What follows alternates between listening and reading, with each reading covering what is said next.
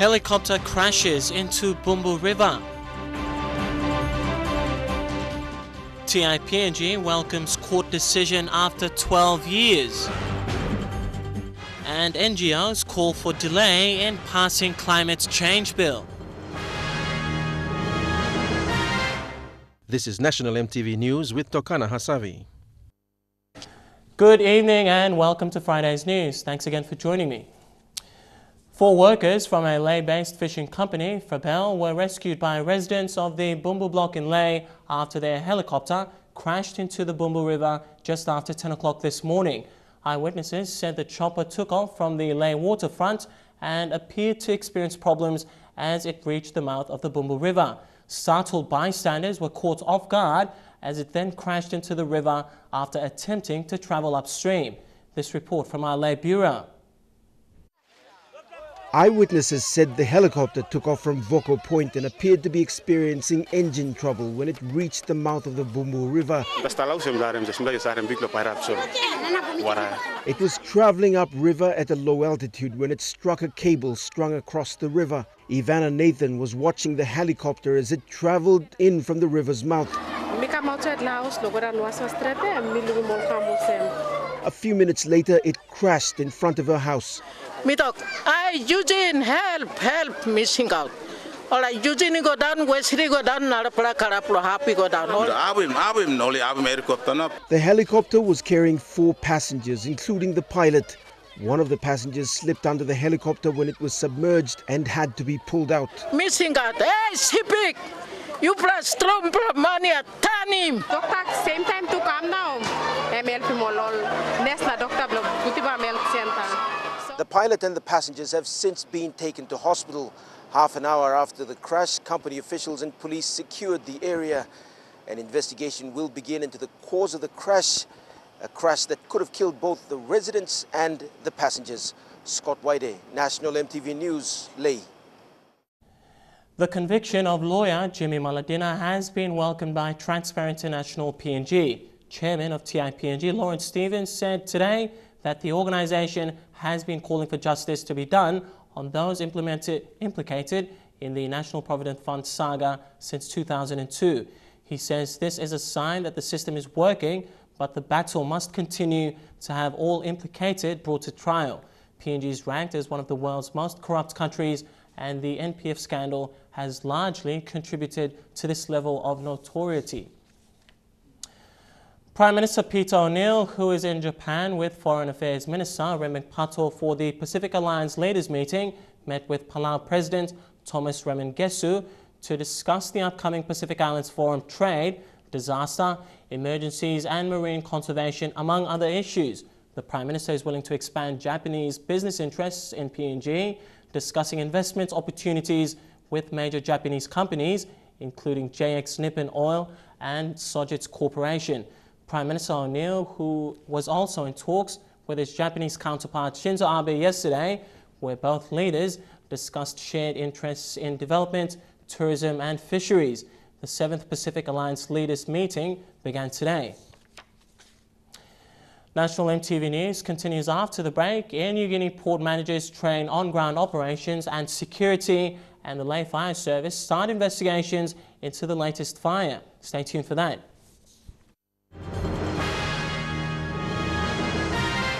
Good to have you back with the news. Port managers of Air Niugini and its subsidiary company, Link PNG, completed a 3-day training workshop here in Port Moresby today. Discussions centered on avenues to improve ground operations and aviation security, with hopes to improve the overall performance of the state-owned airline company. The workshop focused on addressing 3 key areas, otherwise known as 3 Cs, which included customer service, cost effectiveness and change of culture to adapt to modern business practices in the airline industry. The 3-day workshop was attended by 23 port managers of Air Niugini. Of these, 14 are port managers of Link PNG, the subsidiary company of Air Niugini. General Manager for Ground Operations and Aviation Security with Air Niugini, Marco McConnell, said the workshop was an avenue to identify loopholes in the overall performance of the airline company. And the workshop is basically for all the other departments within Air Niugini to interact with the port managers on current processes, procedures that are being conducted. We're identifying loopholes in those processes and procedures. Also how we deliver our customer services to our customers. And we strategize in identifying, correcting, and planning ahead for the immediate and long term. Participants of the workshop also gave their feedback on the workshop. The workshop has been very beneficial. It gives us the opportunity for our port managers to come in, express the problems and challenges we're facing at our ports, things that sometimes are not seen at the head office. So my plan is to transform Bougainville from Buka to Kiata. You know that we have a new service to Kiata. And for Buka, I want it uniformed with Kiata. So talking to Mr. Fu was an opportunity and a privilege because you don't get that in an organization. As a manager, this workshop is really good for me. A town where we have a lot of issues. There's a lot of issues happening mainly, but through this workshop, I've learned a lot with mingling around, interacting around with my colleague and all that, with the experience and wisdom. I've collected a lot of information. So there's all those informations consolidated with my vision and mission statement from my CEO, Simon Fu, and my departmental manager, Malcolm McConnell, and his management team. It has helped me beneficially. The recommendations of the Port Managers Workshop will be compiled to improve the operations of Air Niugini and its subsidiary company, Link PNG. Bridget Komatep, National EMTV News. Investigations into the cause of the fire that destroyed the Brian Bell Home Centre will start on Monday. That's Lae's 14th fire in just 17 months. 8 months ago, Prime Minister Peter O'Neill said the government will allocate more funding to improve and better equip the Lae Fire Service. Members of the Lae Fire Service who refused to speak on camera say they used the old equipment to save the two banks on Wednesday. MTV's Bethany Harriman reports from Lae. The scene behind me has been blocked off for investigations to begin on Monday after the Brian Bell fire on Wednesday. But what's come to the attention of Lae business houses is the need to improve the Lae Fire Service. Lae firefighters who didn't want to speak on camera said they used old equipment to save the BSP and Westpac bank buildings. On the 29th of October 2014, Prime Minister Peter O'Neill told members of the press that the Papua New Guinea Fire Service will be improved. The Prime Minister was confronted by questions about the state of the PNG Fire Service. So, we are going to increase the number of equipments that they've got, training that they have, so that we can respond to many of these emergencies on a timely basis. On the 8th of March, Deputy Prime Minister and Minister for Intergovernment Relations Leo Dion said he will table a report in Parliament to improve the country's fire service. To the National Executive Council for them to consider financial assistance at the first place, and also recognizing the expertise from our side to come in. In October 2014, 3 fires happened in the space of 48 hours. A fire at a home killed a young boy. The second Brian Bell Home Centre fire exposes yet again the weaknesses in Papua New Guinea's ability to contain fire emergencies. Bethany Harriman, National EMTV News, Lae. After ongoing group fights in Bugandi Secondary, the Lae Police Metropolitan Commander has called on parents to take more responsibility in keeping their children under control. This morning, Ivan Lakatani met with the students, staff and the school board to find a way to end the fights. Lakatani told those present that the police should be the last resort in resolving the school fights. The students were told not to engage in any form of the fighting and illegal gatherings in and out of the school. The Provincial Education Board has also issued a stern warning and directions to the students to hand over the names of those involved in the ongoing school fights. The Provincial Education Advisor says the classes will not be suspended, but he wants the names of those students who are members of any illegal groups in the school to be submitted on Monday, and those students will be removed from Bugandi Secondary. Over the last 4 years, 2 students have been killed in the fighting. The O'Neill Dion government should not pass the new Climate Change Management Bill as a law in Parliament sitting. This was the view presented by the PNG Eco-Forestry Forum, partner NGOs and civil society organisations in Port Moresby this afternoon. It follows the argument that the drafted bill lacked proper consultations between concerned governments, private bodies and local communities. PNG Eco-Forestry Forum and other partners now want the Prime Minister to delay the passing of the bill until proper consultations are effected. The call to delay the bill was this afternoon, justified by members of PNG Eco-Forest Forum and partner NGOs that it does not promote good governance, operates in isolation and does not complement the existing laws and policies that relate to the management of environment, forest and other natural resources. They argue that the bill gives no prominence to the reducing emissions from deforestation and forest degradations or REDD+ policy, a policy on carbon trade, and wants the state to give them more time to properly conduct surveys and consultations before a proper bill can be drafted. It needs to reflect the situation on the ground. Manager for Government Policy and Research Mary Boyne described the climate change bill as unfriendly and explained that it does not clearly state who is on the board and who the appointing committee is. Let's think about these things. These things need to be featured and catered for in the laws that we provide.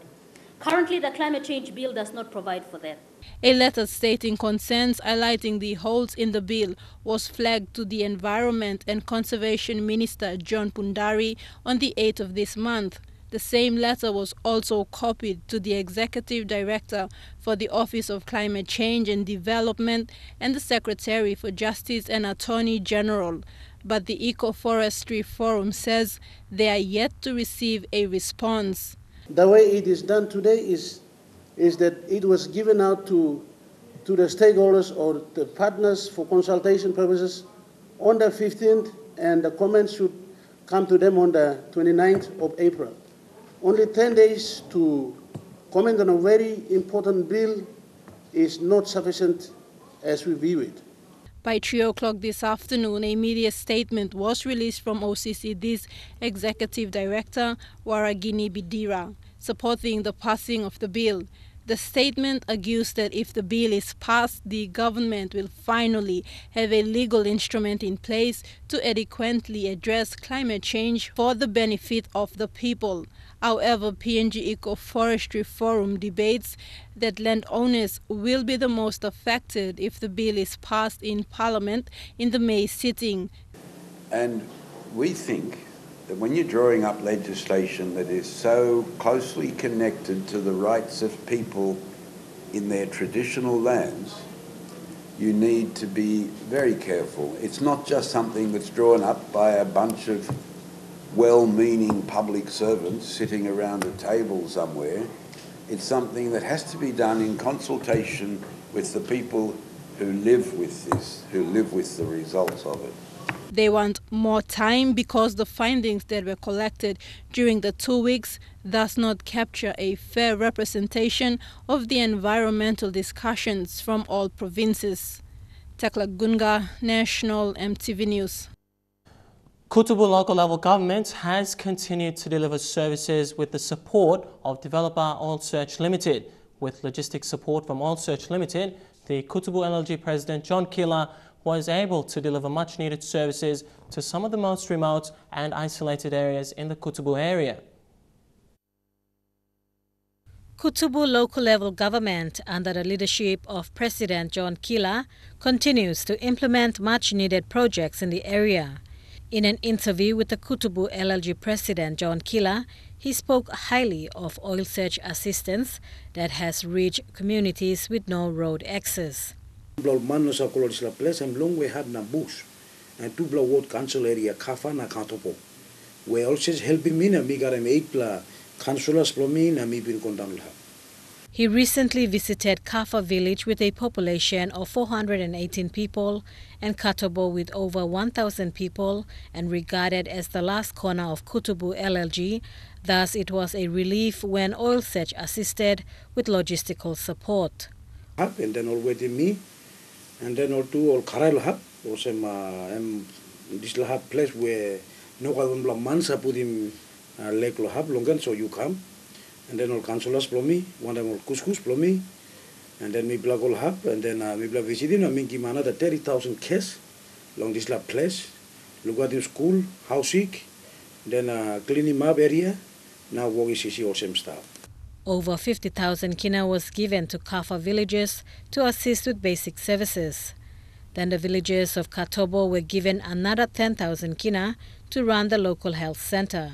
He commended the efforts of Oil Search that has extended the work of his local level government to reach not only remote Kafa and Katobo, but the 25,000 people of Kutubu LLG. Bridget Komatep, National MTV News. The PNG National Maritime Safety Authority is coming down hard on local shipping agents to pay up on fees levied on foreign-owned vessels. Following a recent influx of overseas vessels entering PNG waters, the non-compliance of paid levies has reached the attention of the maritime governing body. The Navigational Age Levy and the Statutory Functions Levy are two fees which are supposed to be invoiced on each foreign vessel that enters PNG waters, calculated at 60 kina per gross tonnage. NMSA Maritime Standards and Compliance Manager Joseph Piawan says these fees are included in agency fees paid by incoming foreign shipping companies to agents who must then pay NMSA. The levy fee is the Navigational Age Levy. The levy that is paid by ship to the authority has been there ever since 1975, when the Merchant Shipping Act came into force. However, he explained that agents are either refusing to pay or failing to report incoming vessels to avoid paying the fees. Piawan cautioned that this could result in the detaining of these foreign vessels, which could cause local companies to lose clients to foreign-owned shipping agencies. They should make it their responsibility to do the payments, because the ship owners, maybe in China or in US or somewhere, they are doing the payments to the agents, because the agents represent the owners in this country. He explained that this is a regular occurrence in most maritime provinces and it must cease immediately. The Standards and Compliance Manager encouraged local shipping agents to comply with rules and regulations to avoid any altercation with the maritime governing body. Vanessa Knight, National MTV News. Following yesterday's meeting at Polytech, Education and Higher Education Ministers will be seeking changes to the governing laws of institutions. Laws governing the institute will be amended, so Polytech will be reporting directly to the Higher Education Department instead of the Education Department. The boycott came as a wake-up call for the government, as the Higher Education Department could not resolve much of the concerns after Minister Tabar's initial visit to Polytechnic last week. Education Minister Nick Kuman and Higher Education Minister Malakai Tabar yesterday discussed with Polytech students and administration ways of resolving future boycotts. National Polytechnic Institute, being a tertiary institution under the Education Department, will be reporting to the Office of Higher Education after its laws are changed. It comes following the boycott that brought up claims against the administration for mismanagement. When it was proclaimed as Polytech, we need to build additional facilities here, and also making sure that the upkeep and maintenance of existing facilities must be the priority of not only the government but the administration and the governing council. Last week, Minister Tabar visited the institute and committed 1 million kina for equipment and facilities. But the funds allocated did not resolve the boycott. Minister Tabar said changes in the law would give him the powers to resolve any future issues affecting institutions. Because of the governance situation with this institution, I came in last week and I thought it was okay, but obviously the administration comes under the Education Department as yet, and we've resolved that. The boycott has ended after its 5th week. An investigation team will be sent in from Port Moresby to audit the administration. Students have also agreed to resume classes starting Monday. Colin Barilai, National MTV News, Leh. We now check out the finance news. The kina closed 10 points low at $0.3675 US in the interbank market. At Bank South Pacific, our kina was fetching $0.361 US, $0.4528 Australian dollars, 0.32 euro and 43.15 Japanese yen. Looking at commodity prices at New York close, gold, coffee and copper closed the day lower, while cocoa closed the day higher. and palm oil closed lower, while crude oil and copper closed the day higher. And finally, on the stock market, the Dow Jones closed at 34 points lower, the ASX closed at 68 points higher, and the All Ordinaries closed at 67 points higher. You're watching National MTV News Tonight. Coming up next, local artists use music for HIV and AIDS awareness and news making headlines overseas. Stay with us.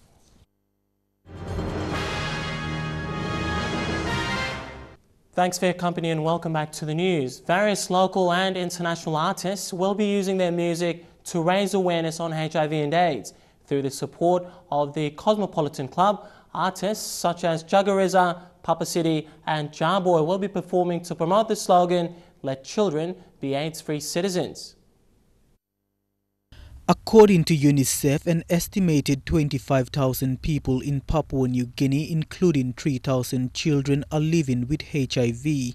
The majority of these children acquire the HIV infection from their mothers during pregnancy, labor or delivery and through breastfeeding. These figures could rise if efforts to combat the spread of the virus are not supported. The Cosmopolitan Management has realized the importance for an AIDS-free generation and is supporting the Friends That Care group to promote their work on HIV and AIDS awareness. And that's for let children be free of AIDS, okay, and spreading that message via music is probably one of the most powerful tools that you can use. In conjunction with various artists, they will be staging a concert this Saturday at the Cosmopolitan Club, where 5 kina from all ticket sales will go towards FDC.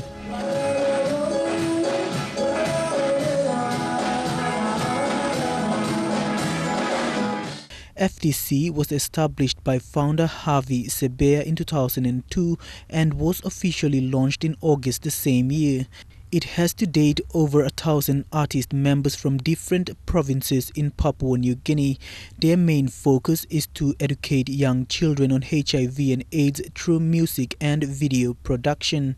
Friends That Care or FTC mission statement is, am I doing something, or are you doing something, or are we doing something in our lives today? This is the first ever concert staged to support their work, and FDC is grateful to Cosmopolitan and the artist for taking ownership in raising awareness as well. Mickey Cavera, National MTV News. Turning overseas now, last month the arrest and death of 25-year-old Freddie Gray while in police custody sparked riots across his hometown of Baltimore in the United States. Yesterday, Baltimore City State Attorney Marilyn Mosby said a grand jury has indicted 6 police officers over Gray's death. MTV's Alana Lay has this report. The State Attorney's Office conducted an independent investigation into the circumstances surrounding Gray's death, finding substantial cause to charge 6 police officers at the beginning of May. After reviewing evidence from the findings over 2 weeks, a grand jury returned charges against the 6 officers. Officer Cesar Goodson Jr., 2nd degree, depraved heart murder. Involuntary manslaughter, 2nd degree negligent assault. Manslaughter by vehicle and gross negligence. Manslaughter by vehicle, criminal negligence. Misconduct in office for failure to perform a duty regarding safety of a prisoner. Reckless endangerment. The charges between the 6 police officers involve involuntary manslaughter, misconduct in office, negligence, assault, and reckless endangerment. Many, including U.S. President Obama, were critical over the Baltimore riots that erupted over Gray's death, labeling the protesters thugs and condemning the hysteria. Others, however, criticized the negative media coverage of the riots for drawing attention away from the core issue of police brutality.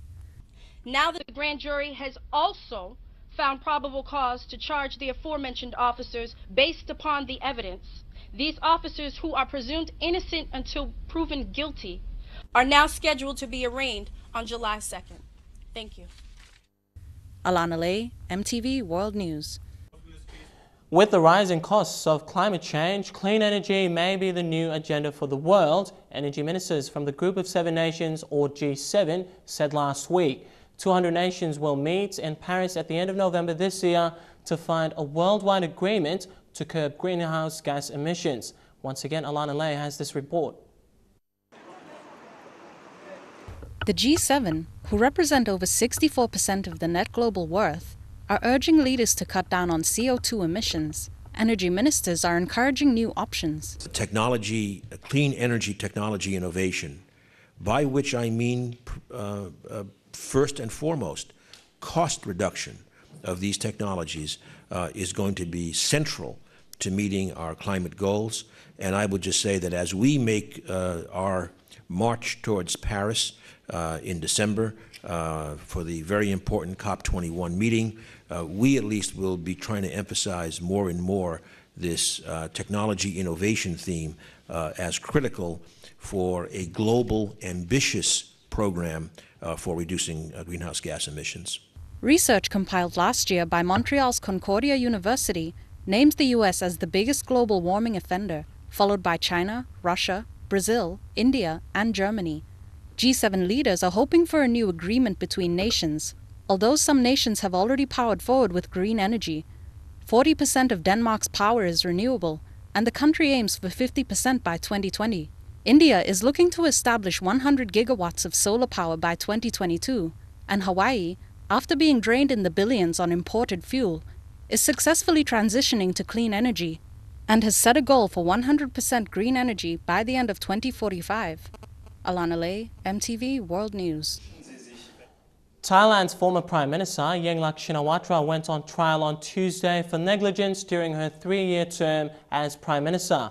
On Friday, 190 out of 220 National Legislative Assembly members voted to prosecute Shinawatra, who potentially faces up to 10 years in jail on negligence charges that resulted in a multi-million-dollar loss during her term as chairman of Thailand's Rice Committee. Thailand's military coup in August last year saw Shinawatra's government ousted. She was later banned from politics in January for 5 years after being found guilty of corruption under military-backed legislator. Shinawatra pleaded guilty, deeming the charges politically motivated and calling her actions legal and constitutionally correct.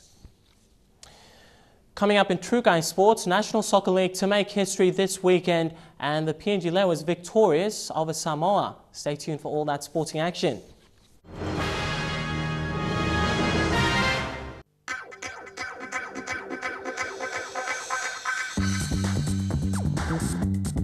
Trukai Sports.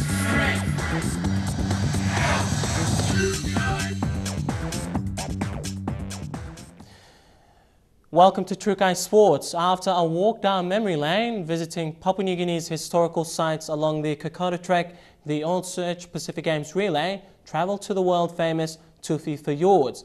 The team was welcomed into Tufi with a number of traditional performances before heading out by boat to visit the coastal villages of Tumari and Sane. The team was greeted upon arrival into Tufi by one group performing a wild dance around the airport. All Search Ambassador Michael Oyari handed the baton to the elders of the Tufi clans and a procession of the Sing Sing groups led by Concho. After the formalities, the baton headed out by boat to the coastal villages of Tumari and Sine. The baton was then taken along the beach by school children and Sing Sing dancers, numbering in hundreds. More traditional Sing Sing groups performed, and it was time for a school visit to Tumari Primary School. Students had a chance to have a feel of the baton before bidding farewell. The team made their second stop at Sine Island. School students lined up in an orderly manner, welcoming the baton onto their island before releasing it to other members of the community.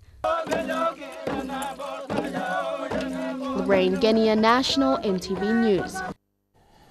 The 2015 Telecom National Soccer League will make history on Saturday when two brand new franchises take centre stage in the grand final. With Hikari United Football Club out of the grand final for the first time in 10 years, there is now opportunity for new and emerging powers in PNG football. Lay City Dwellers will host Madang FC in what is expected to be a memorable game of football.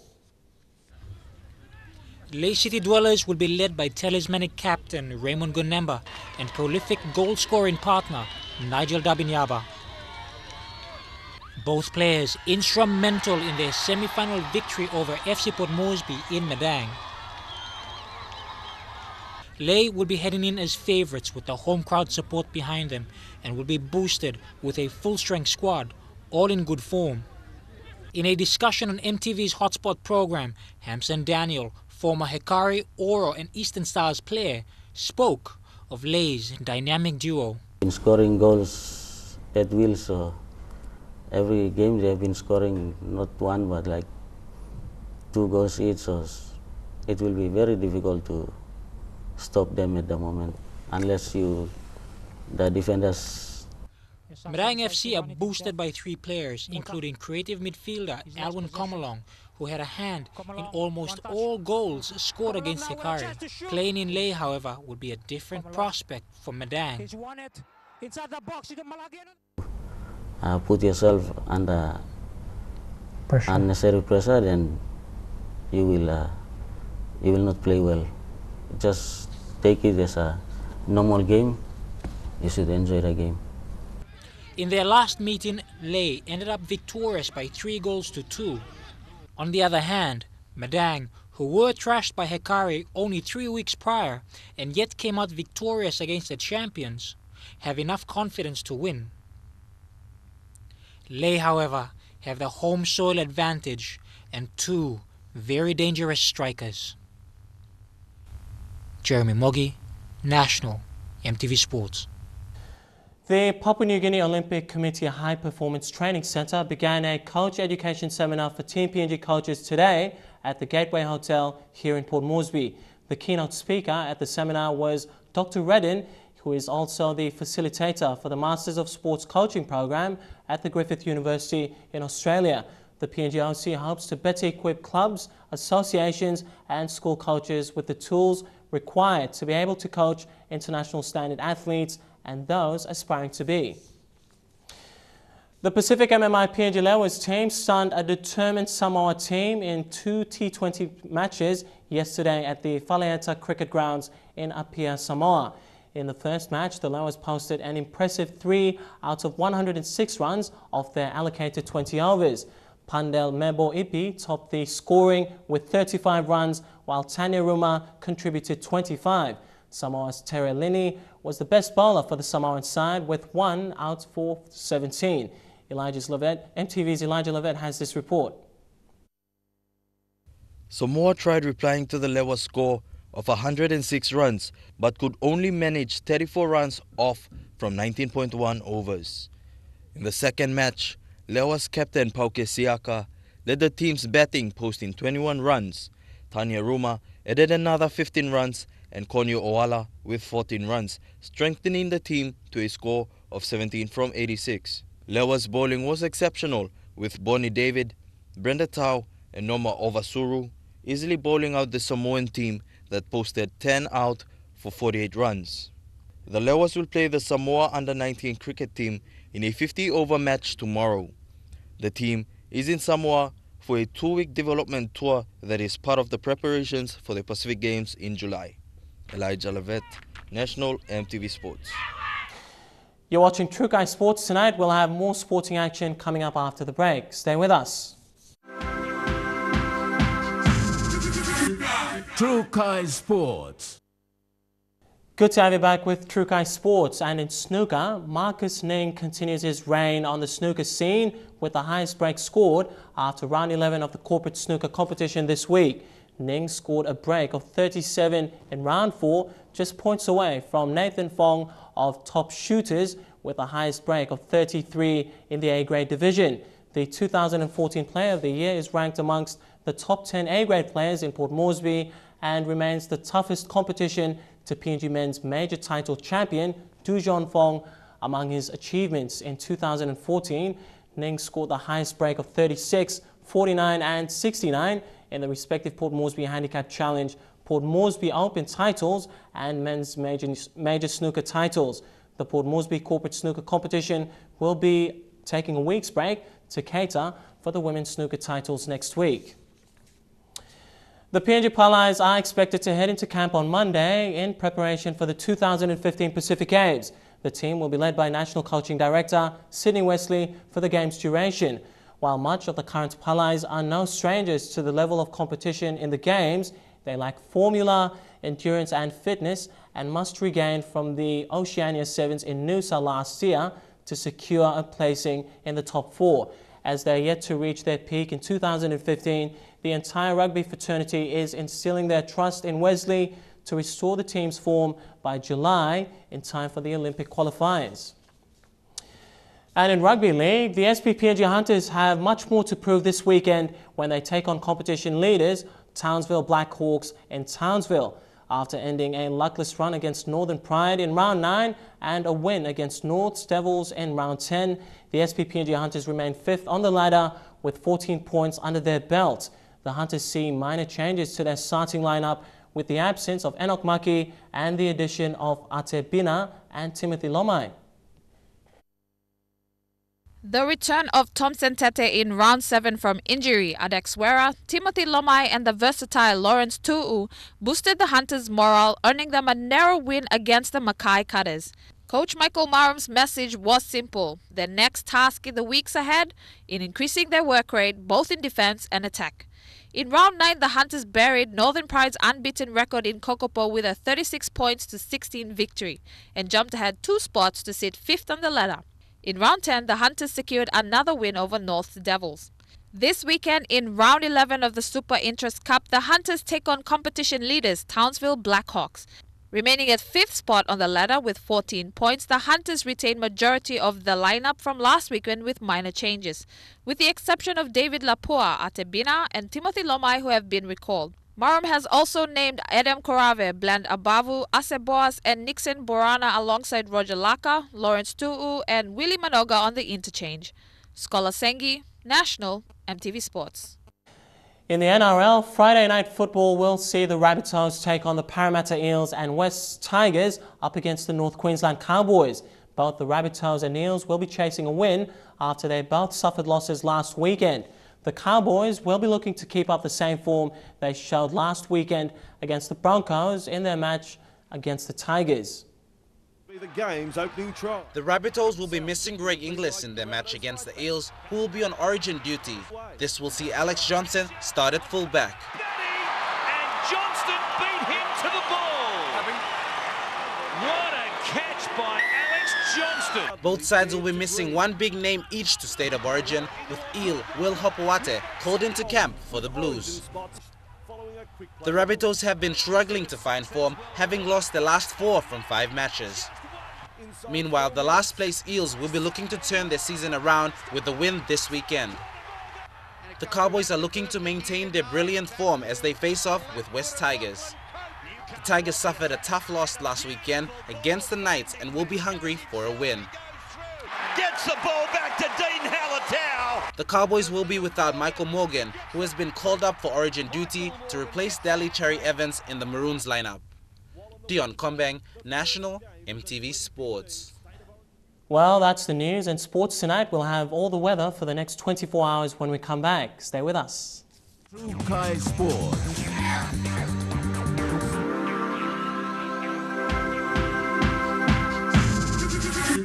True Kai Sports.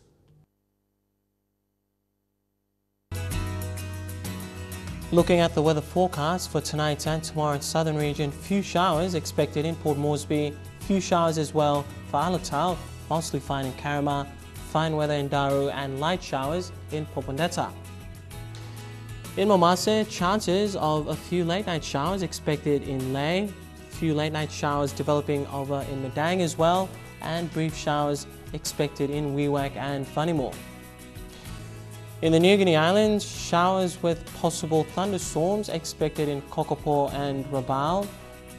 In Buka, few showers expected in Loringa, Kaveng and Kimbe. And in the Highlands region, mostly fine expected in Mount Hagen, Mendi and Wabeg, while showers expected in Goroka and Kundiawa.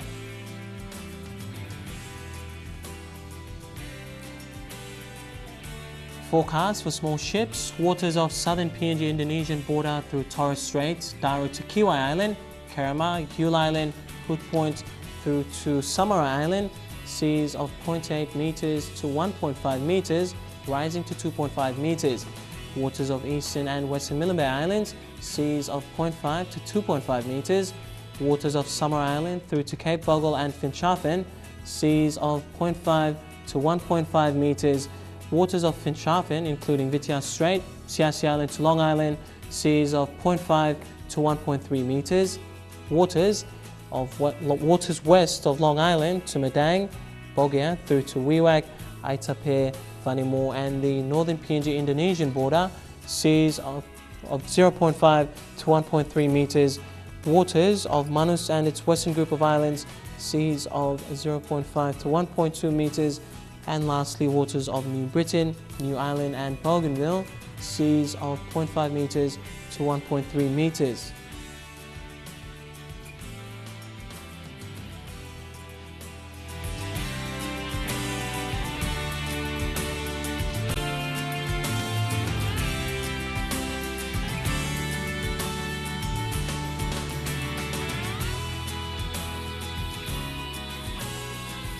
And looking at ocean forecasts for PNG areas, Coral Sea sees moderate to rather rough with east to southeast winds at 20 to 25 knots. Solomon Sea sees slight with clockwise winds at 10 to 15 knots. Bismarck Sea sees slight with northwest to southwest winds at 10 to 15 knots. And lastly, Pacific Ocean sees slight to moderate with west to southwest winds at 10 to 15 knots. Now before we go, quickly recapping our top stories again tonight. Helicopter crashes into Bumbu River. Also, TIPNG welcomes court decision after 12 years. And NGOs call for delay in the passing of the climate change bill. Well, that's been the bulletin this Friday, the 22nd of May 2015. From the news team, I'm Tokana Hasavi. Have a safe and enjoyable weekend. Good night.